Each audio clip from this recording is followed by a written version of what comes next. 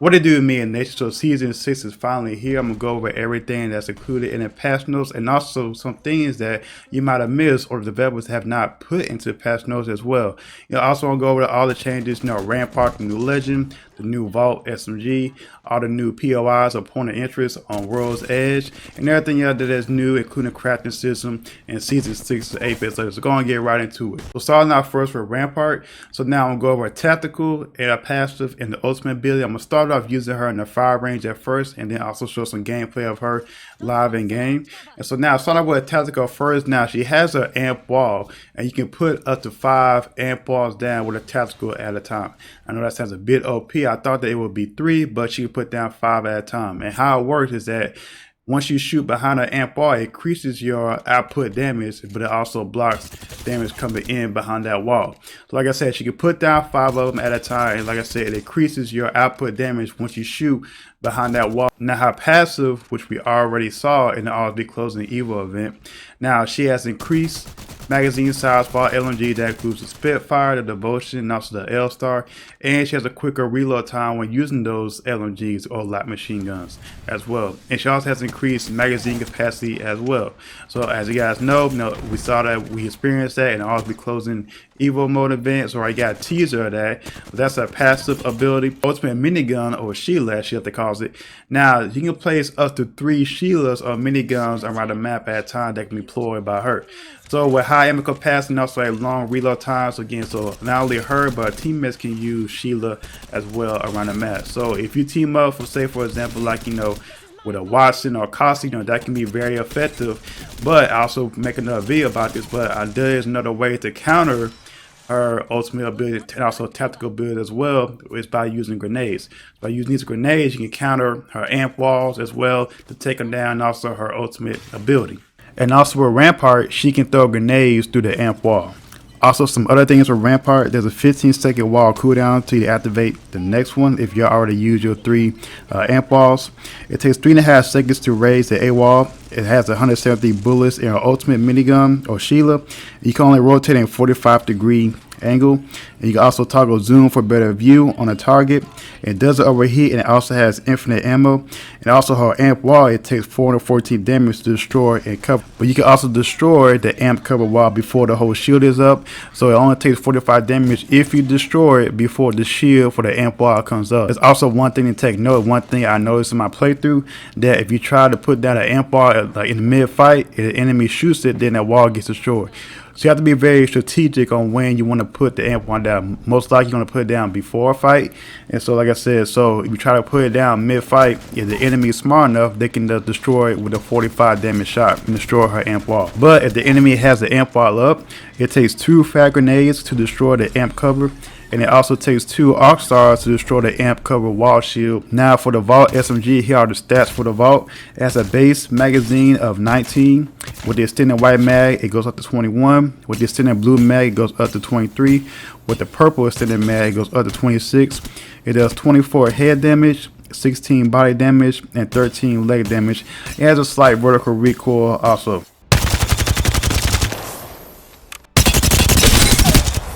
Now the new system that is added 8-bit later in this season is the crafting system.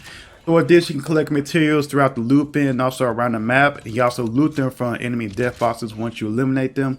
So now this is a new way. So if you want to get a certain gun or need ammo or high equipment, you can now do this with crafting materials also as well. And also too, they didn't mention in dev stream, but the crafting material icon also highlighted on your mini map and also on your map as well. So with those crafting materials, you can replicate to craft new weapons, new equipment, or consumables, or anything like that you need. Now, there'll be 8 pieces of loot in what they call the replicator. Now, some loot replicates daily or weekly, and some loot is permanent. I think the Evo Shield is permanent, which we saw in the dev stream video. So now you can see what's craftable in game mode screen, and also on the map screen as well.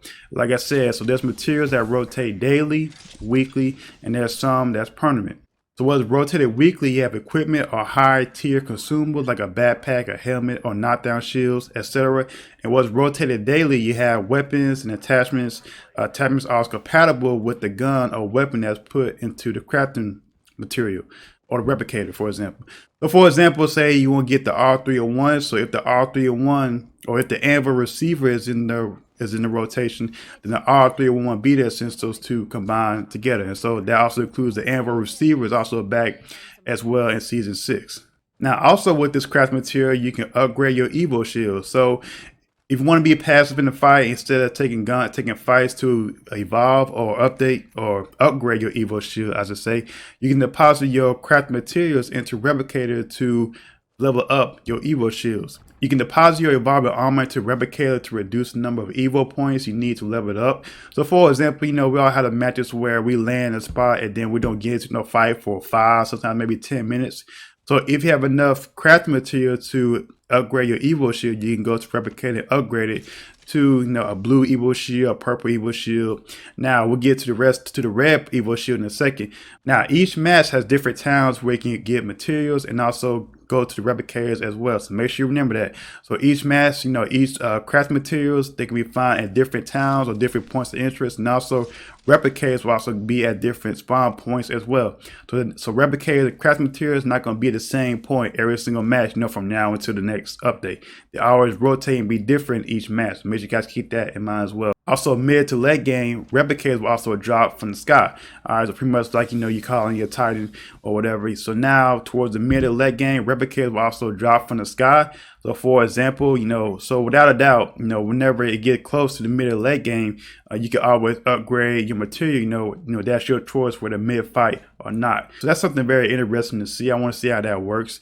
Having replicators drop down to the sky, especially mid, to late game. If you want to take the opportunity to loot, then you have that option to do so. So loot that has on rotation, a crafting system will not spawn on the ground. So as I use my example with the R301 and Anvil receiver, the only way they can get the R301 and the Anvil receiver is by going to the replicator. You have the craft material. That's the only way they can get it. So anything that is in the crafting system, it will not spawn on the ground. And they explain why they did that in the dev stream video. So they want to, give more space for the Volt SMG to be more spread out. So make sure you guys keep that in mind. So like I said, so if the EVA 8 is in the replicator crafting system, then you have to get craft materials to get that EVA 8, for the day, and also to get that that double tap hopper to go along with it. Now another change, a huge change, is the armor meta. So now, as we all know, playing from the past, limited time events where it was Evo, armed and dangerous, Evo always be closing. Now we're gonna start off with Evo armor with every game. Now it's up to you when to upgrade the Evo armor to white, blue, or purple or red, once you engage and get into a fight. So they want to encourage, people to be aggressive. So now, but they replaced it with, a white Evo armor can be found in loot bin, plain blue Evo armor can be found in loot bin as well, or purple Evo armor can also be found in loot bin as well. So they replaced the original shields with Evo armor shields. Now it's still up to you to upgrade those shields. So say for example, if you find a white Evo armor, then you have to upgrade it to get up to 50 points to get it full shield, and then it upgrades to blue, to purple, and then to red, etc., etc. Now, red armor is not on the ground. Now, the only way you can get red armor in the Evo shield is that you have to put out 500 damage to get upgrade to the red Evo armor. Now, all armor is coming down by 25 health. I have stats shown here as well. Also, too, the gold armor is still in rotation. It's still finding red spots on the map. So again, so everything, the plain white, blue, purple shields are gone. They are replaced with Evo shields now, but except for the gold armor that is still rare and that's still able to be found or looted on the map as well. As I previously mentioned, there's new damage requirements for Evo shields. So damage to white, you need 50. Damage to blue, you need 125. Damage to purple, you need 250. And damage to red, you need 500. So those are the new damage requirements. They actually reward people for being aggressive. And it's actually the time to kill is actually reduced as well, as I previously mentioned. So the battle pass. Now I'm going to make a separate video that shows everything in the battle pass. But we got new hollow sprays now in the battle pass. New skins, new banners. I'll make sure I'm cover that in the battle pass video, and then I'm gonna go over how you can level up fast. For your battle pass, you want to get that 100 tier G7 scout skin, as fast as you can. So there will be a separate video for the battle pass that we'll make later on as well. Now for the quest, there's no playable PvE quest this season. They mentioned in their stream that they pretty much the last quest for season 5. They just want to test it out. So with quest now, everything you can still collect the treasure packs, and so what you get returned is now a color book or illustrated comics of the season 5 quest. So how last season we had to read everything, read all the lines. But now, once you collect a certain treasure packs, now everything comes to fruition with comic books. Everything is illustrated now, so you have a visual picture of everything that happened in the season 5 quest. So now legend buffs. So first off, pretty much the recon class has gotten buff Pathfinder, Crypto, and Bloodhound. We're gonna start with Pathfinder first. So now his passive now, if you use the survey beacon, you get reduced cooldown time on your ultimate, which is his zipline.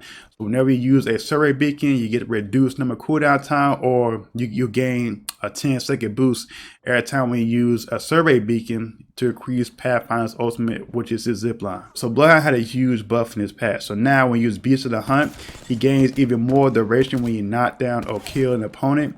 And also when you use his tactical, which is the Eye of the Allfather, it now comes out twice as fast and has a much shorter cooldown time when you use his ultimate, which is the Beast of the Hunt. And also too, Bloodhound now he can use survey beacons.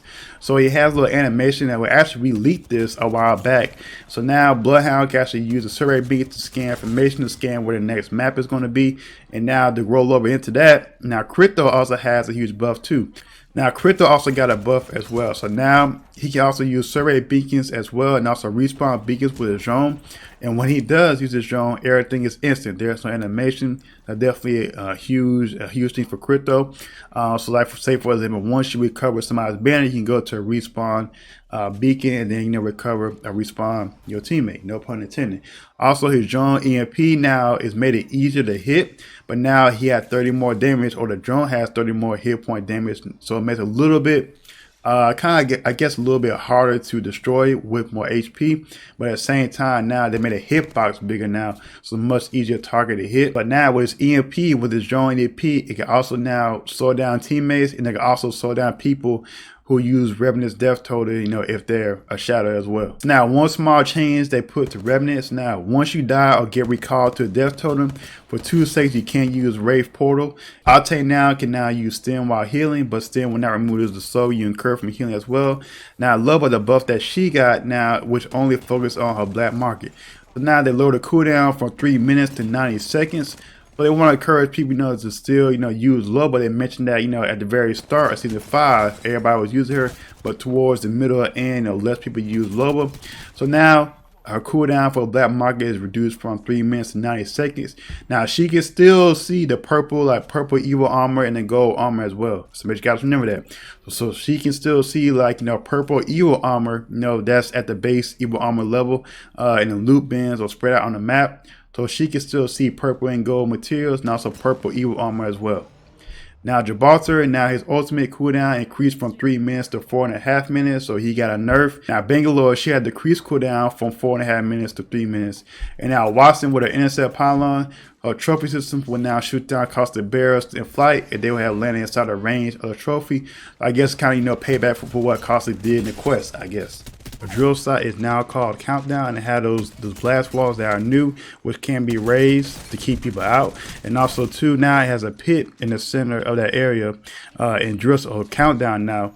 Again, so Countdown has replaced drill site. So now staging was also a new point of interest. Also, this is where Mirage Voyage was previously was. So now that area that was over the tracks from Mirage Voyage is now called staging. Now there's also a small rotation connection between Survey Camp and now Skyhook. And also now the train has been stopped. So I guess, Respawn saw, Warzone, they have a train movement. So now they're going to stop their train. And also now that guys are active to where in that small little area, buildings down where Mirage Voyage was, so down that cliff, now it has that guys activated. So now you can take that guys to also get above that ridge toward Lava Fisher. Now for the loot. So Turbocharger Hop Up is back, and the Extended Energy Mags is also back on the ground as well. Also too, as I mentioned earlier, the Anvil Receiver is back into the system as well. Whereas crafting, I think it's only for crafting material. I have to make sure to see, to see if it's on the map. But I'm pretty sure that, as we all know, the Anvil Receiver is back into rotation as well, or at least back in the game. And also too, the Precision Choke is now built into the Triple Take and a Peacekeeper. But if you don't want to use the choke, you can toggle between on or off between Precision Choke and using the Triple Take or Peacekeeper. Now I know this won't hurt a lot of people, but the R99 is now a care package or supply drop weapon. It has increased damage now and increased magazine size and has ammo reserve up to 160. So now the R99, arguably the best weapon for the last 5 seasons, now put into the care package. And that's the only way that they can get it. And now the care package weapons, they're highlighted in red, so like the heirloom shards now compared to the previous yellow, to avoid confusion with yellow items on the ground. Now the devotion is back on the ground, and also too, that means with the turbocharger hopper back on the ground, that means that possibly it can go back into the Havoc now as another hop up.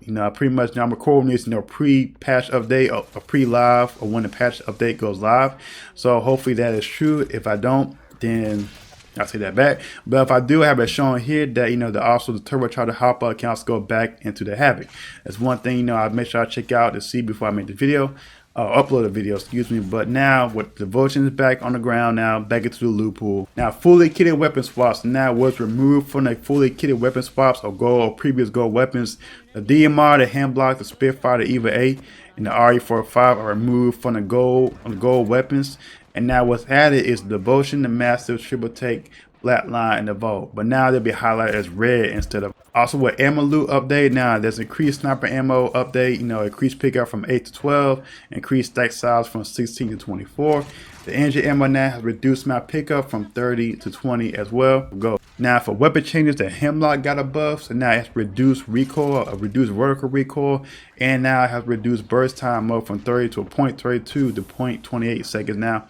The charge rifle, I really don't see it as a buff. Now you can use 2 ammo per shot and increase magazine size from 4 to 8, so it's pretty much the same thing, but I really don't see it as a buff. It's kind of like a weird how they did that. The triple take is now a buff. It increased fire rate from 1.25 to 1.4, increased magazine size as well, and also, as I previously mentioned, has the built choke hop up put into it now. Same thing with the Peacekeeper, and the Spitfire has improved recoil controllability. And also the Havoc has a new recoil pattern as well. And now our favorite weapon, the Mosaic has a buff, a huge buff, guys. Increased clip size from 3 to 4. The P2020 also has increased damage and also magazine size buff as well. And lastly, some other quality of life updates that they made. So now, as we talked about, the heirloom tier now being from red instead of gold. They improve around rose edges, some bugs and fixes, and so now they made some fields to where late zones are now are no longer on unplayable terrain. Now it fits to where late or end circles, now they're in areas to where you can play finish out a fight and not have the zone like in the mountains, which they had in the past. Well, that's pretty much it for everything covered in this video. I included everything that was in the patch notes and also what was not in the patch notes as well. So again, so now season 6 is live. So guys, please give me a feedback of what you think about this video. Do you want to see more of this when we have future updates? But as always, guys, leave a like if you enjoy the content, subscribe if you love it. And I'll talk to you later, MilliNation. Peace out.